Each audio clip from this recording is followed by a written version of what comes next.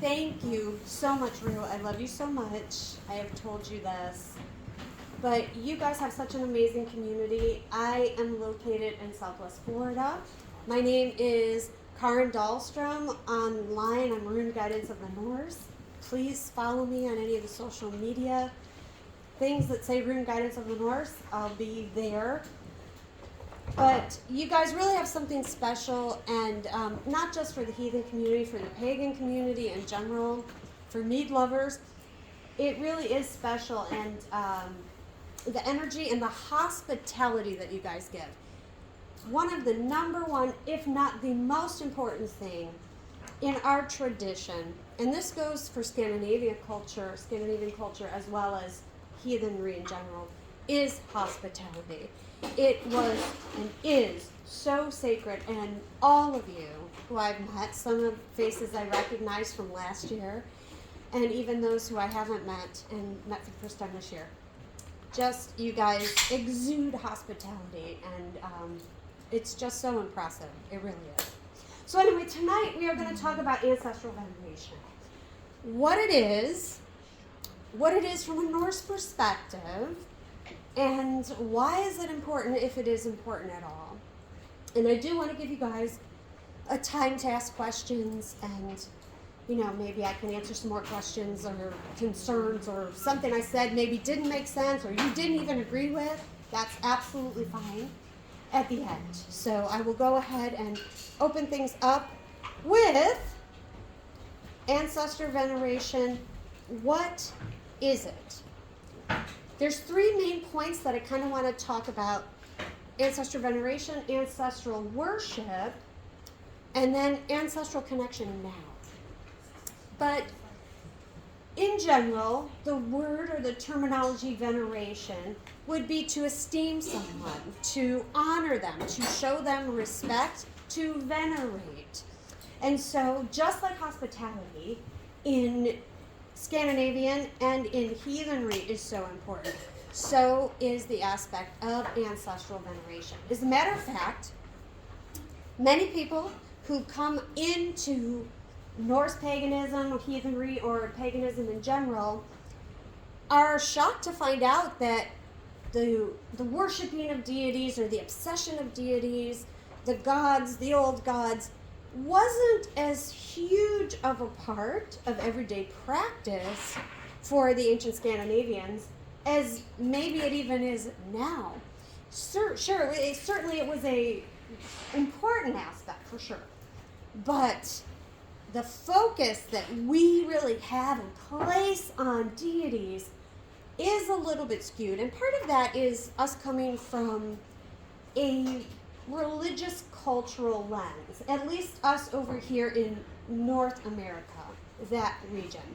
And even if you didn't grow up religious or had any type of spirituality, we are affected just by living here. It is in our culture. And so even what we call a deity wasn't necessarily looked at the same way as the ancient Scandinavians viewed a deity. For many of us, it's like, ooh, all knowing, all seeing, all everything, and that's not really how they looked at it as much. As a matter of fact, oftentimes a deity would be an ancestor. And so there is this merging, this blending of this concept that goes way, way, way back. It was written about the Swedes. Oh my God, back in the day, oh my God, the Swedes, they're so crazy. I'm paraphrasing this into like Americana language. They're so crazy, they even like worship their ancestors and make them become gods. We know that this is something that was done a lot, and there's a reason for it. So let's talk about that. That's ancestral veneration. But what is an ancestor? How do we define that? In general, there are vague categories that many people might consider what an ancestor is, who an ancestor actually is. So I'm going to tell you from a Scandinavian perspective. Now, for those of you who do know me, know that my family, my father's side of the family is Swedish, that I would go back and forth to Sweden a lot. I worked over there a little bit, and I got a lot of my training in Norse shamanism and what I do, the path of the vulva, all of that from my experiences with my father's side of the family and my mother, who was engrafted into my father's side of the family, and people who I've met over there. But what their view of an ancestor was a little bit different than maybe how we view things now. First of all, biological. Of course, your ancestors are your biological people. Who you come from, your DNA, your genetic makeup, they do consist, whether you like it or not, of ancestors. Now, I do want to give you a little caveat there. We all have horrible, horrible ancestors. We all have terrible, awful people in our lineages. But we also all have incredible, loving, amazing people in our lineages as well. For as long as humans, the human species, has been on the earth, and how long we all go back, if you think they were all just horrible just because the most recent ones in your family were, you're sorely mistaken. There were wonderful, beautiful people, and I hope you can get to meet them through some of the tips that I'm going to give you. So yes, biologically, but also for the Scandinavians, adoptive family also became ancestral. They took it very, very seriously. If you were fostered, is what they called it, into a family, you then were as good as blood. They viewed it the same. You then took on their ancestral lineage as part of your own. In a way, you have a bigger pool to choose from. You've got your biological people, and then you've got the ones that you adopted in.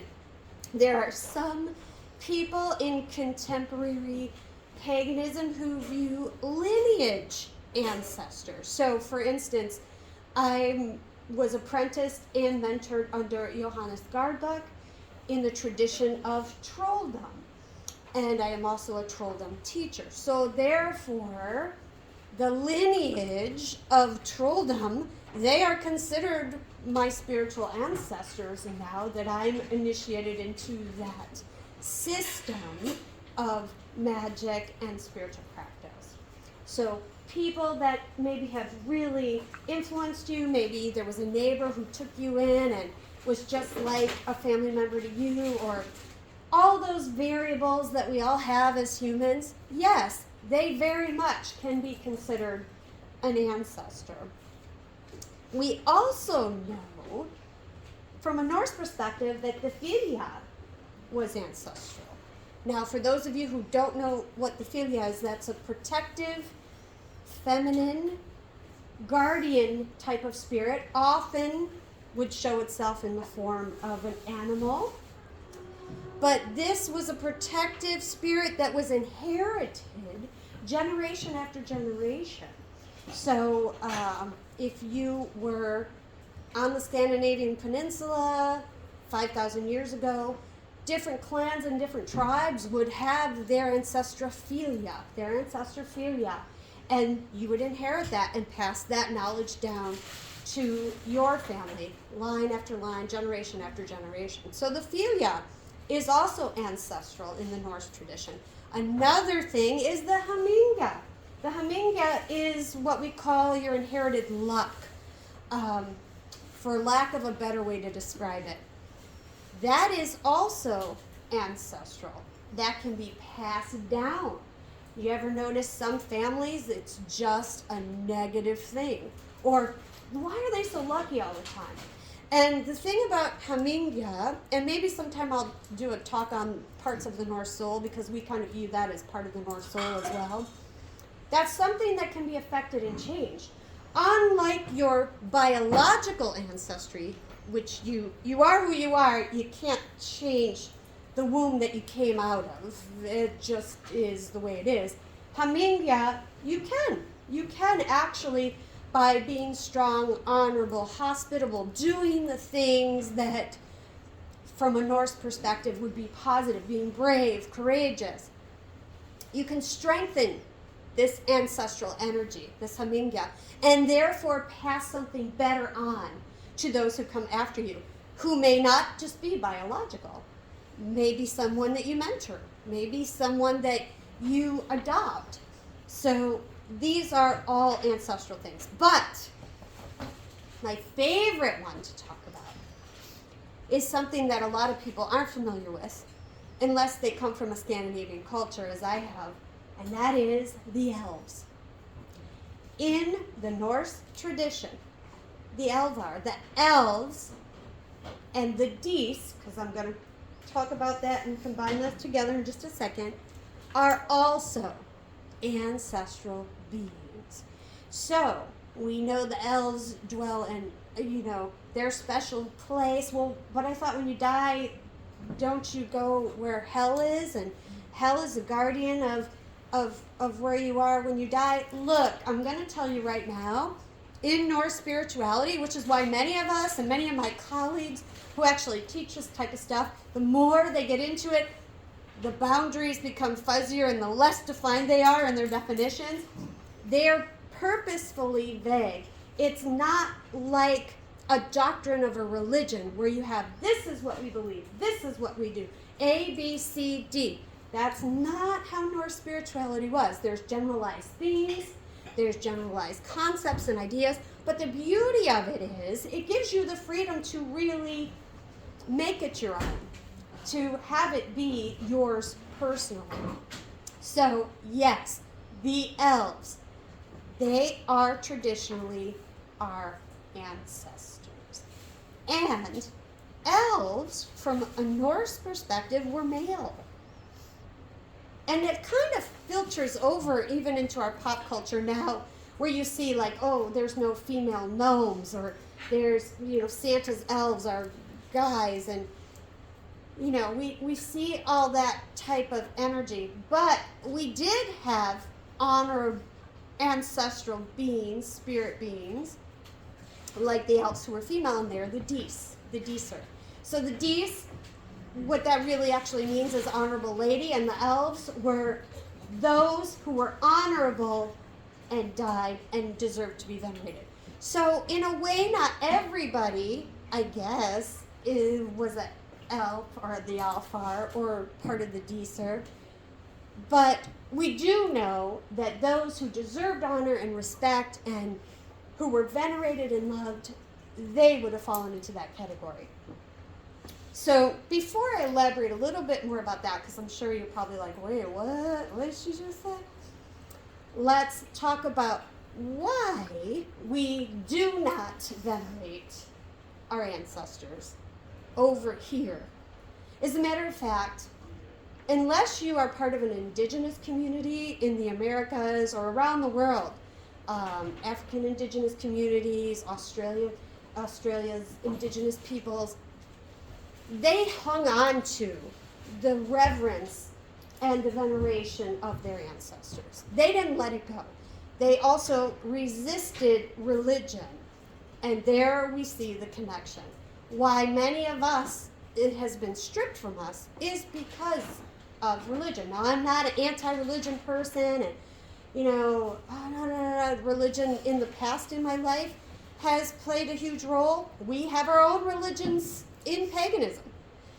Even in Norse paganism, Asatru is a remake of what was believed to be a spiritual religion. It's defined as an actual religion. So it's not that I'm anti-religion.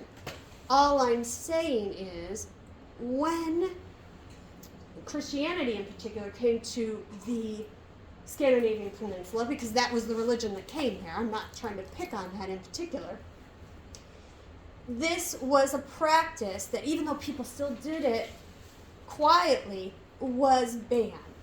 So you could not go and worship the elves, worship the ancestors. You were not supposed to do that. No, worship the saints. All that you like to do, you can still do it, but it's got to be these saints. So it was the way of an organization trying to take control away from the people and their lives and be able to manipulate it for their purpose. So the best way to do it, let's start by who they're venerating. Let's take that away. So fast forward several hundred years. That wasn't that long ago, but fast forward several hundred years, and you have us over here in the West, and Western areas of Europe as well, of course, where it's just not done because we have that culture. We were founded on a culture where that was stripped away from us. Hence why the indigenous populations that resisted it still kept it. And good on them. So I want to bring it back to you guys because I think it has huge, ginormous implications like you wouldn't believe. Truly. So, how do we know that the Scandinavians actually even worship? We know that Tacitus talks about celebrations, the historian, celebrations that were done, venerating the ancestors. There was singing, a lot of song, drinking, celebrating that is mentioned that they were doing about their dead ancestors. And we also know that Jordanes talks about how this was in the Christian period, actually, by this point, but people were still doing it, that, well, there were certain royal families that were worshipped. And we even kind of see that, you know, King Henry VIII type of thing where, you know, the king is divinely appointed by God and it's God's person, and, you know, there's this holy aspect that royalty was allowed to get away with murder because they're directly connected to the divine. So he mentions that. And we have things like the Ynglinga Saga where it talks about Freyr being an ancient god. Before that, being an ancient king who died and became a god. That's kind of crazy. How does that all fit into the mythos? Again, the mythos is the mythos. It's not a literal timeline thing that you can count on and quote necessarily like some people would the Bible. So that is part of the story around Freyr, that he was actually a person at one point. That's kind of interesting. At least that's one interpretation.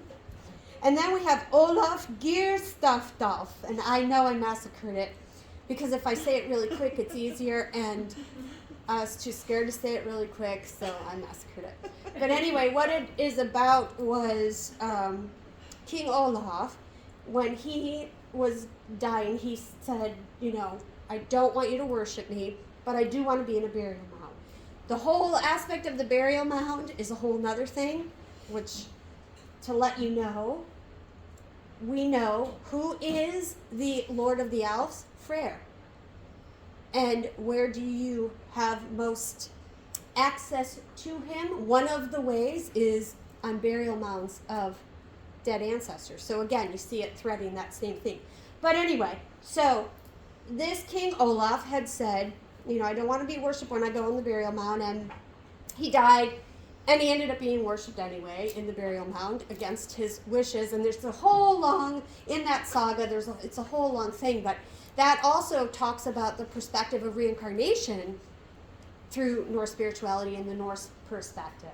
Because they believed that about 150, 200, I don't know exact times, but he was reincarnated and he became Saint Olaf. And there's a whole thing about breaking into the burial mound and getting his sword and all his stuff. Anyway, again, my point, not to belabor and make this a 3-hour lecture, is the fact that, yes, very much, it's even in our written sources that we worshipped, venerated our ancestors and how important that is. I'm a big believer on oral sources because we primarily are an oral tradition, and I know that pisses a lot of people off because they cling to their written sources even though there's a lot that can be said about our written sources, and they were written sources that may have been influenced one way or another, and they were writing down oral sources. So many of us who have lineage, family traditions, things are still passed down, and it's common knowledge. They teach the mythos in Iceland. as part of what you learn, as a sort of history, but sort of not history, which is a very common theme in Norse spirituality. It's sort of history, but it's sort of not. It's figurative, but it's kind of not. That's kind of how we do things, I guess. But anyway, so that brings us to the idea of, all right, if we have these Elvir, the Alfar, we have the Dis, what does that mean to us today? Well, it is October. In October, generally, was the time period, of course, the Scandinavians, ancient Scandinavians, those on the peninsula, didn't go by what we do for our calendar times. Everything was done by moon cycles. But this time period where the veil was thinner, which they believed as well, oftentimes it was between the two moons at this time of the month. And what was celebrated? Alfablot. And in Iceland, the Dísablot. Now, I know in Sweden we celebrate Dísablot in more like January, February time. It just goes to show you it's not about the time and what's written down, and it's about what each community feels comfortable with and how they respect and honor their dead and deceased people that have gone on. So this week is most commonly the time when Alfablot is celebrated, and in some places Dísablot is celebrated as well. So you're here at the perfect time for us to talk about this. Now, one of the reasons why we had these blots, or these sacrifices, these offerings that were done specifically for the Alfar and the Dis, was for our own protection. And I can tell you this is very much ingrained in much of Scandinavian culture. I know in Sweden it is. That the elves give you illness. There's something even in trolldom, which we call elfshoot. And that's when you pissed off an elf and now you're sick. You got a problem. Who'd you piss off? As a matter of fact, this is kind of superstitious, I guess people would interpret it. I don't. I interpret it as spirituality. You don't defecate. You don't pee just any willy-nilly anywhere that you want. You want to make sure that you give a heads up to whoever might be around. Look, primarily, the root of Norse paganism and most paganism in general is animism. And that is everything has a living spirit. So that is the root of what we are. More than all these rules and I dress cool and I have this and that, and it's about animism. So you would let whoever's around in a spiritual way, or the energies of whatever, look, I'm going to pee right here, so I really hope I'm not going to offend anybody, go behind the rock. I'm talking if you're in the woods or whatever. This was obviously a much more common thing back in the day. But the point, hopefully, but the point is they took it very serious, because you don't want to piss off the Dis, you don't want to piss off the elves. Also included in the Disar is Freyja, which, that's interesting because we talked about her twin brother Frey being the lord or the god of the Alfar. She is of the Dis, so that's interesting. And the Norns, they're included in the Dis as well. Side note. Anyway, so how do we grapple with this? Like, oh, why would your relatives, your lineage, your loved ones, why would they want to hurt you just because you peed, or you didn't respect them, venerate them, honor them? I think it's a lot deeper than that, and I think it's a lot more scientific than that. I believe this is referring to ancestral DNA illness, inherited illness. You receive illness, DNA, predispositions for even things such as addiction, things that you can't necessarily name biologically, like diabetes or heart disease. And it's passed down through what? Your ancestors, your lineage. And they had to figure out a way to describe this, to understand this. And it also makes sense, especially if you're talking about defecation or not having things clean. What happens? Disease. So, of course, they're going to make that connection. Everybody pees right here, and Sven ate right here, and he got sick. Yeah, it happens. Of course it happened. He's going to be the butt of the jokes all night and all week long. Anyway, so it does make sense to me. It absolutely makes sense to me. So it's about ancestral healing, ancestral trauma, and what got dumped in your lap when you were born, and how we adjust to this, and how we can make sense of it. This is why ancestral healing is so incredibly important. Now, when you begin to learn to connect with your ancestors, and that was the third kind of focus point I wanted to say, is ancestral connection. How do we do that? Why do we do that? We do that so we can clear up ancestral trauma. So, obviously, when someone has a physical ailment and they're going through this awful thing and they find out, I ended up having an issue that finally came to a head last year, and it turned out I had a hereditary situation. I was able, miraculously, got thrown into something that was able to reverse the situation for me, and I believe that it got worse and worse and worse until I had to address it so it could get better and better. And that was, I believe, from all the work that I've done trying to bring this message to people and having ancestor veneration in my life. So I'm so grateful and thankful for that.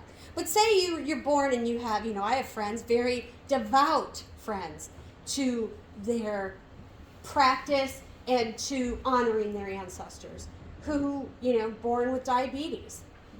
How do they handle that? And this is the thing. You have to understand, things don't start and end just with us. So when something is brought to the point where it's manifested in our physical body, it's been around in a non-physical way for a long, long time before that happened. So yeah, you're the one who's actually stuck with this, and it hits you and you're physically experiencing it, and that's pain in the butt. But it took a lot for it to actually get to that point, to be in your body. I saw some Indian guru once talking, and he was talking about energy healing, and I was like, oh yeah, wow, that's so much like what oh wow, so much the same. And one of the things he said was, once disease is in the physical body, in the organs, it's really hard to get out, because now you have to get out all the emotional, spiritual healing stuff you have to do, but now you also have to actually work on the physical healing. And a lot of times that involves an MD, a doctor. There's nothing wrong with that, absolutely, because it's in the physical body. So, but what we can do is also, in conjunction with that, is work on the spiritual ramifications of this.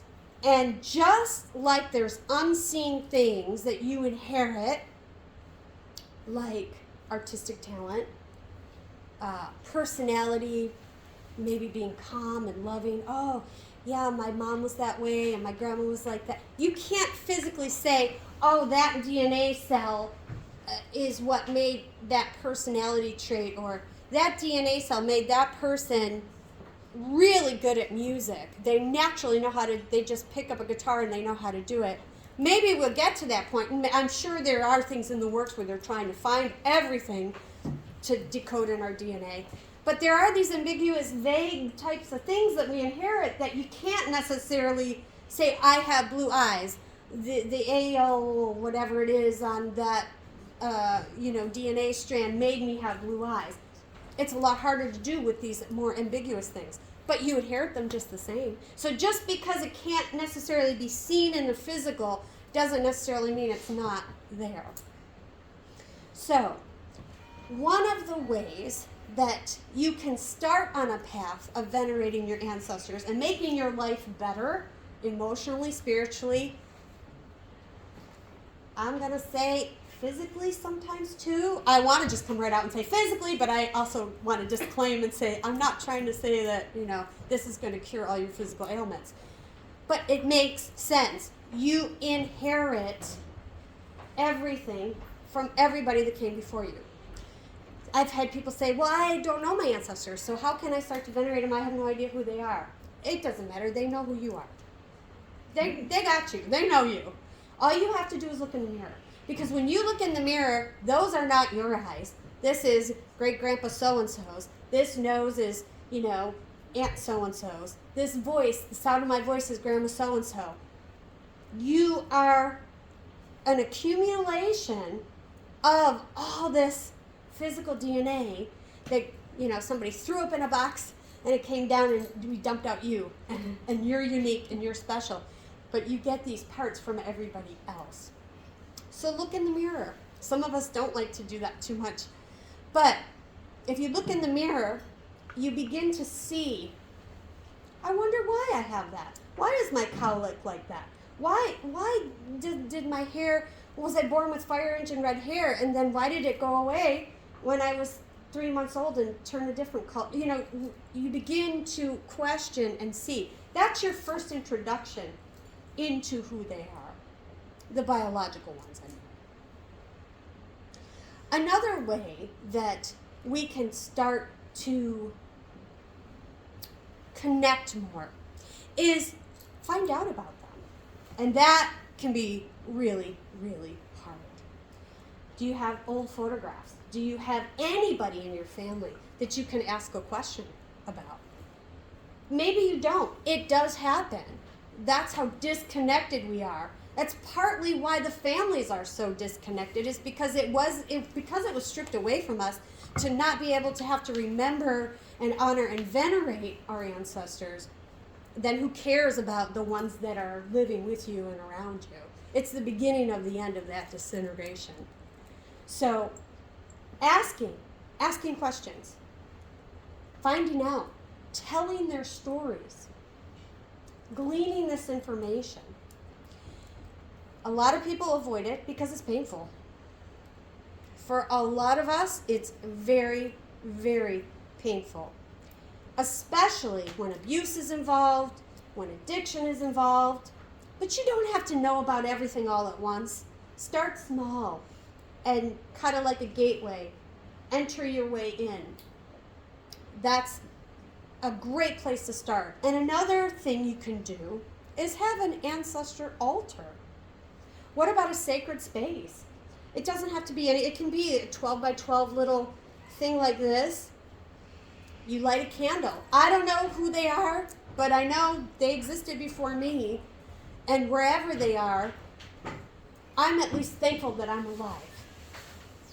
I might not have anything to be thankful from them about that I got from them, but I am alive. And I can be a good friend. Maybe that was a quality I inherited. So I'm thankful for that. Start small. Pick something. Pick something. It's a beautiful way to start. Throw a candle in there. If you have a photograph, if you have, I got this bead necklace from so-and-so, maybe you want to put that there. There's no right or wrong way. It's about making the effort to have the connection. When somebody gives you a gift and you're like, oh, I totally didn't want that. But you're like, thank you, because that was so sweet of them that they thought of you and they wanted to give you something. They wanted to connect with you. It's the same thing. We know that we're made up of energy. You can't create or destroy energy. It just kind of morphs into another form. So there's something when we die. We don't understand it, but there's some type of, I believe, my personal opinion, that there's a consciousness that carries on. And that they are mindful. And certainly in aspects of the Norse tradition and in Scandinavian cultural tradition, when you sing and talk and tell stories about the ancestors, it draws them near.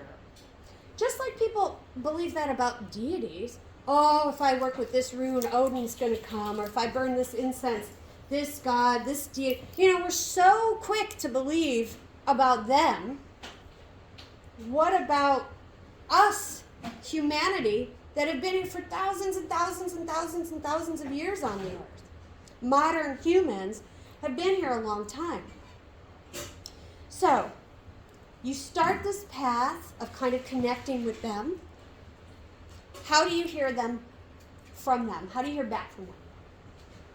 So there's a couple of little things that I always tell people, and for you guys who I did rune readings for, you probably heard me say this already, so you're getting it again.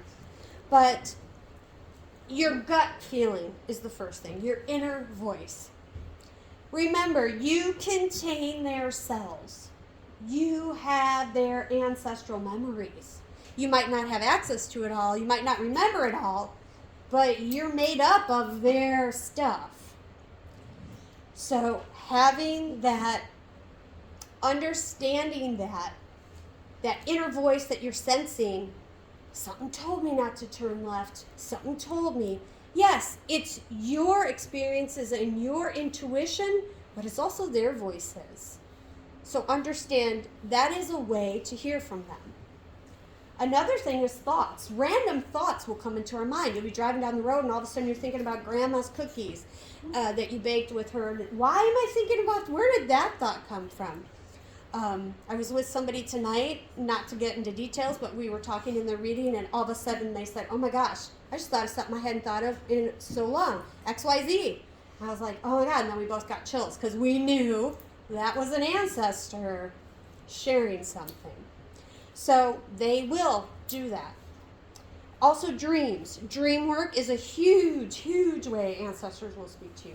Look, I'm going to tell you right now, a lot of stuff that we attribute to deities is our freaking ancestors. And it's like, oh, that God, this God, that. I'm all about the gods. Don't get me wrong. I know I sound like I'm trashing. I'm totally not. No lightning bolts, please. I'm simply saying that we, because of the lens of religion that we come into our pagan past, we assume anything like that is a deity. And it's absolutely not. So, our ancestors speak through dreams as well. And then another way they speak to us is through nature and animals. And this is interesting because it's a lot more subtle. It's not like I'm looking at Toby and Toby all of a sudden is going, wow, I'm really happy to know I'm talking to ancestors. It's not like I'm hearing his cute little, meow meow voice say that, but it's a feeling. I look at him and I go, oh my God. And I just know that it's meant to mean something. That's what happens when you connect in nature. Maybe you feel a breeze on your face and things are different after that. What happened?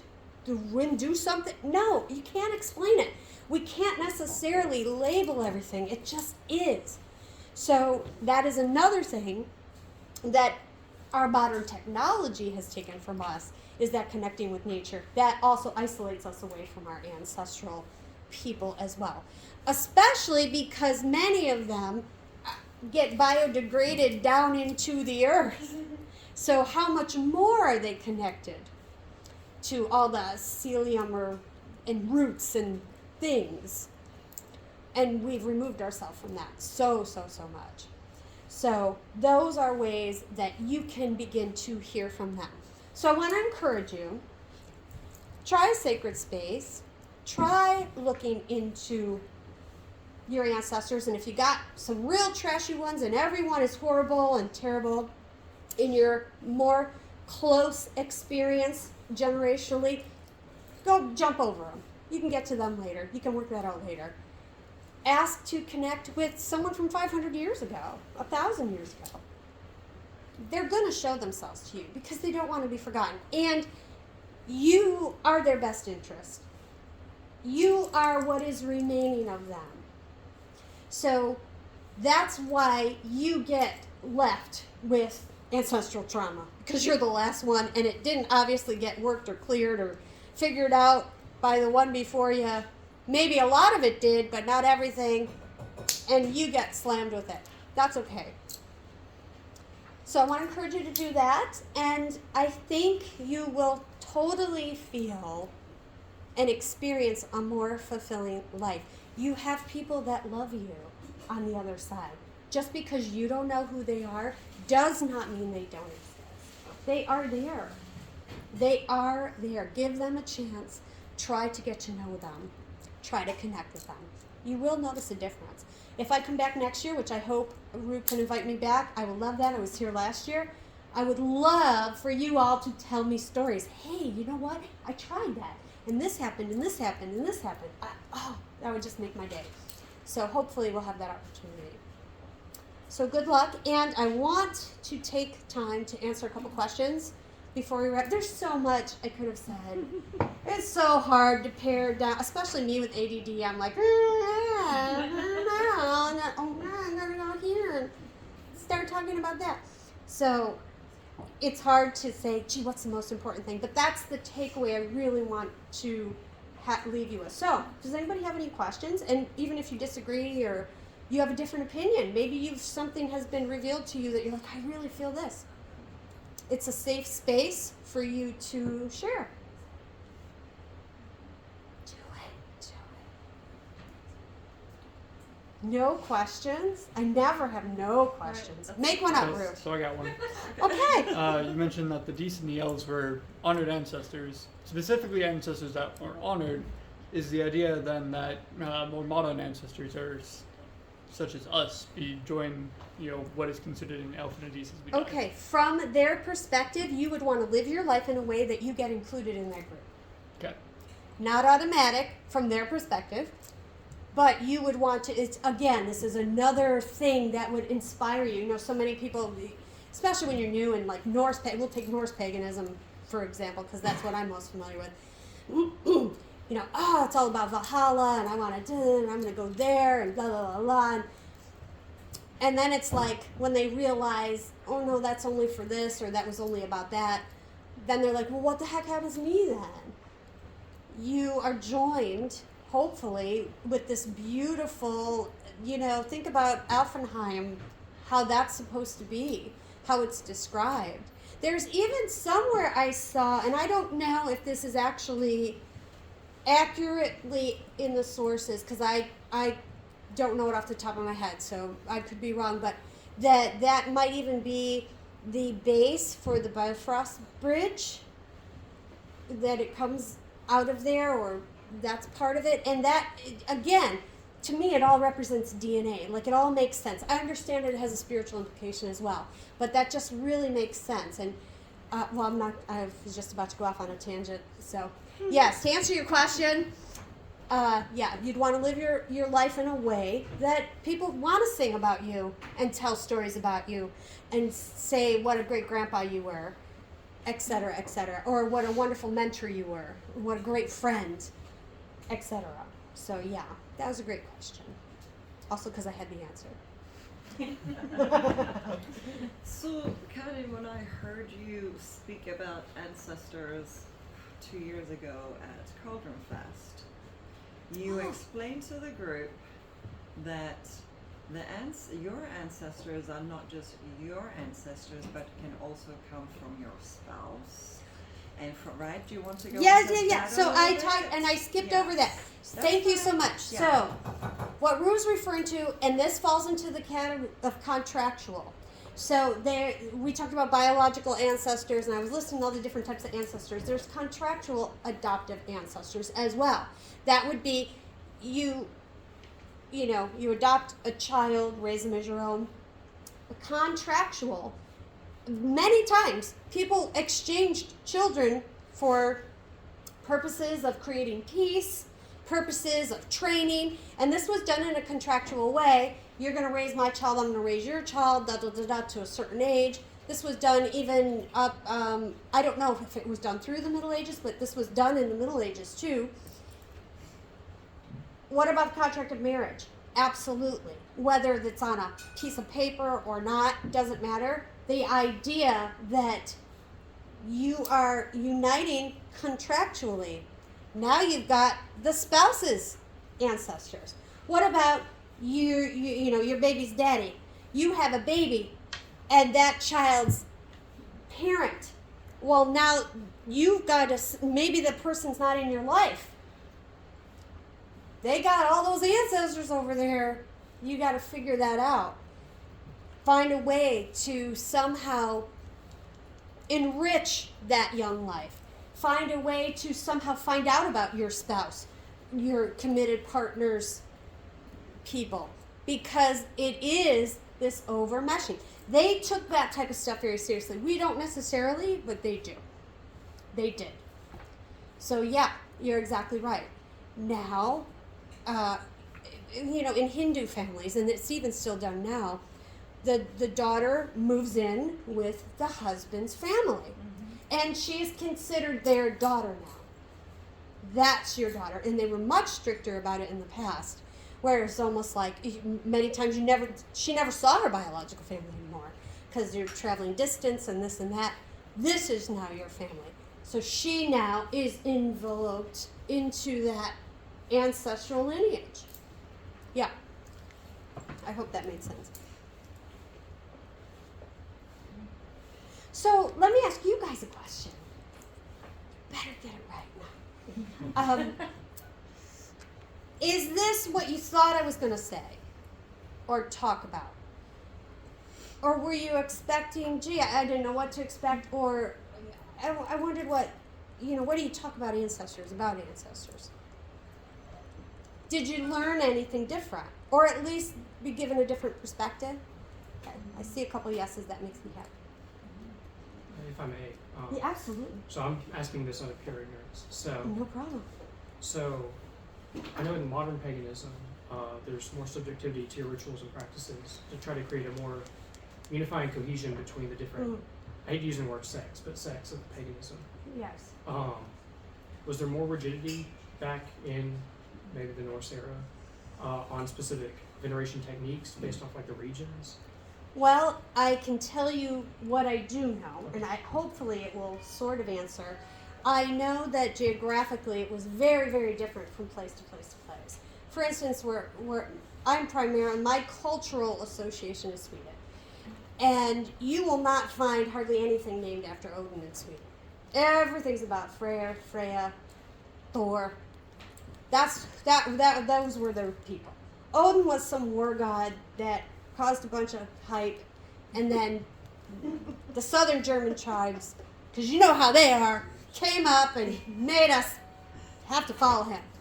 So linguistics, place names, these are all very, very telling about what was important to a people, which is why we can't always just go by sources or even archaeological sources, which I am so into archaeology. But I was telling Rue the other day, not to go off on a tangent, it's like if you see a cockroach, you're seeing one cockroach. You don't know about the 5 million that are in the wall, but you best damn well be sure there's 5 million in the wall. You're just seeing that one. That's kind of what like grave burials are, right? So it gives us a snippet, but not, and people want to create whole doctrines and sects over what they found there or whatever. So to answer your question, I do think it was very different. I also think, what are we talking time frame? So for me, I focus on pre-Christian Scandinavia, not necessarily the Viking Age. Viking Age was great and flashy to learn about and love, but it's a very, very short period of time in Scandinavian history. It was also very patriarchal. Compared to the rest of the world, very liberal. And women had more rights than other places. But it was still real patriarchal. So it's not necessarily how things were done, and what we see is not necessarily what was done for the 10,000 plus years before. There were some strict things, though, to answer that part of your question. For instance, the Alpha Block, the Disa Block, we know in the sagas where it talks about those travelers, they went around and as you do, you are expected to walk up to anybody's cabin back then and expect hospitality. And if it was refused, you probably would get run out of town. But during this time, when it was happening, a servant came to the door and said, no, you can't come in. We're in the middle of our alpha blog. No, this is family time. No. And they found that everyone was rejecting them. No one was letting them in. So there was this very protective, sacred thing around, look, this is our family time. We are honoring our family. And it seemed very, very strict and very, very contradictory to what we know about the culture. So I guess it just depends on where, the time period, and what exactly was going on in the culture at the time. But as far as strict rules, I know that that was one that was very strictly adhered to. And I also know that the burial mound, for the most part, was the sacred place that you did your stuff because they were in there. And that kind of developed into the idea of elves living in the ground. That kind of developed. The church then took the idea of elves, who were our ancestors and lovely beings. They kind of flipped it to now they're called trolls and they're yucky. Also referring to them as being little people. It was all part of that control to diminish what they meant. They're ugly, they're yucky, they're little. They live in the ground, in the dirt. They're all this. And there's so many, even in our folklore culture where it talks about trolls, they always want to lead you into a mountain. You're a beautiful young virgin maiden, come with me into the mountain. It's always about the mountain. Even Lieferberg, the healing mountain. There's something about a mountain, rocks, that is sacred, and we tend to associate not only with elves or fairies, depending on what part of Europe you're from, but with the ancestors. There's some connection there, and it all overlaps. I'm not saying they believe fairies are ancestors, but some cultures don't use the terminology elves, and fairies includes that. But I'm not a specialist in that, so. Well, it's just in Iceland they are still Yep. very, very aware of that. They will move or rebuild roads Yes. if they think that. They it'll also work. Yes. still do diesel blood. They do alpha blood, Yeah. and it's very common. Yes. It's because it was allowed to exist longer. They're almost in a time warp. Mm-hmm. They're so advanced, more advanced than us in many ways, but they're almost in a time warp because of their isolation. That things weren't wrecked, in my opinion, as quickly as they were. So, for instance, us in America, we already were populated with indigenous peoples, right? And then we said, no, us Europeans are going to go over and colonize it and create it. And so we instituted this system where the whole thing was founded on these religious ideals. So we didn't have a chance in hell as Americans unless we were taught by an indigenous influence or it was a family tradition to connect with ancestral beings, at least over here. We really got the brunt of it. It's too modern. It's too modern of a civilization, I guess, here. And Australia is the same. We don't have the history here that they do in Europe. It's as much. Exactly. Yeah. And so even if religious things took concepts away, you could still see places that were called, Freya's whatever, or there were still the remnants of an old civilization, and that was bulldozed over here in the West, squashed. Yeah.